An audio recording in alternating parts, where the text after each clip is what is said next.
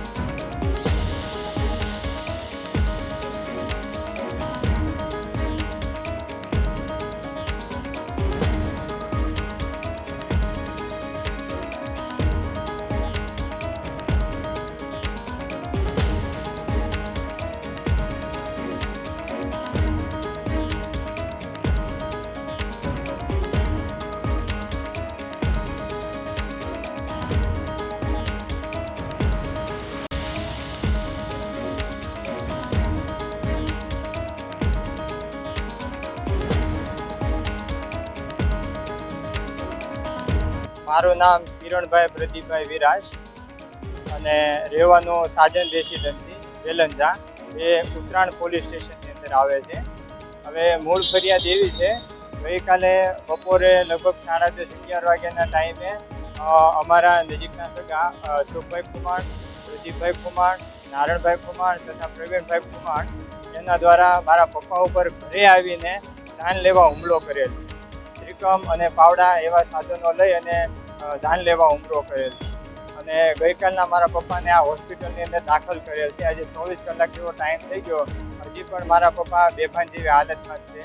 ડૉક્ટરે એમને ફૂલ રેસ્ટ કરવાનું કીધું છે, બોલવાની સંપૂર્ણ ના પાડેલી અને ઘટના એવી છે કે 24 કલાક જેવો સમય થઈ ગયો હોવા છતાં પોલીસ દ્વારા હજી કોઈ સખત કાર્યવાહી કરવામાં આવેલ નથી। અમે પોલીસને સંપૂર્ણ પ્રમાણે જે નિવેદન દેવાનું હતું દીધેલું છે, છતાં એ લોકો ખૂબ જ હળવી રીતે કામગીરી કરી રહ્યા છે। ચોખ્ખું દેખાય છે કે અટેમ્પ્ટ ટુ મર્ડરનો કેસ છે, છતાં એ લોકો પૂરી કાર્યવાહી કરતા નથી અને હજી હાલમાં પણ જે આરોપીઓ છે તે હજી બહાર ફરી રહ્યા છે। 24 કલાકનો ટાઈમ થઈ ગયો છે, આરોપીઓ ફરી રહ્યા છે। હવે આની ઉપર પોલીસને શું પેટમાં દુખે છે અમને ખબર પડતી નથી। ઘટનાના સીસીટીવી છે, ઘટના આખી સીસીટીવી પણ બધું પોલીસને બતાવવામાં આવ્યું છે। પૂરેપૂરું જે કાંઈ બન્યું તે બધું ઘટના પોલીસને કહેવામાં આવેલી છે। મારા મોટા ભાઈને વાગેલું છે, મારા મમ્મીને વાગેલું છે, જે વચ્ચે આવતા હતા બધાને એ લોકોએ માર્યા છે। મારા ફાધર સિનિયર સિટીઝન છે, એમને 60 વર્ષની ઉંમર છે। અમે ઉત્તરાયણ પોલીસ સ્ટેશનની અંદર ફરિયાદ કરેલી છે, પણ એમના દ્વારા ખૂબ જ હળવી બધી કલમો લગાવવામાં આવેલી છે। અમારી મુખ્ય માંગ એટલી જ છે કે કમિશનર સાહેબ, સુરતના કમિશનર સાહેબ વ્યવસ્થિત રીતે આની ઉપર ધ્યાન આપો। ઉત્તરાયણના પોલીસ પીએસઆઈ સાહેબ વ્યવસ્થિત રીતે આની ઉપર ધ્યાન આપો અને આવા ગુંડા તત્વો ઉપર સખત કાર્યવાહી બને એટલી વહેલા કરો। હુમલો કરવામાં ટોટલ 5 વ્યક્તિઓ હતા। ખૂબ જ ઘાતક હથિયારો, કોદાળી, પાવડો, ત્રિકમ એના દ્વારા હથિયાર કરવા અને સીધો માથા ઉપર સીધા ઘા કરવામાં આવેલ હતા। એક વખત મારા પપ્પા પડી ગયા તો એને ફરીથી એ રાડો નાખતા કે આ ભાઈજી જીવે છે એમ કરીને એને બીજી વાર હુમલો કર્યો। મારા પપ્પા અત્યારે પીપી માણિયા કાપોદરામાં। देखते रहिए द हिंद 24 न्यूज।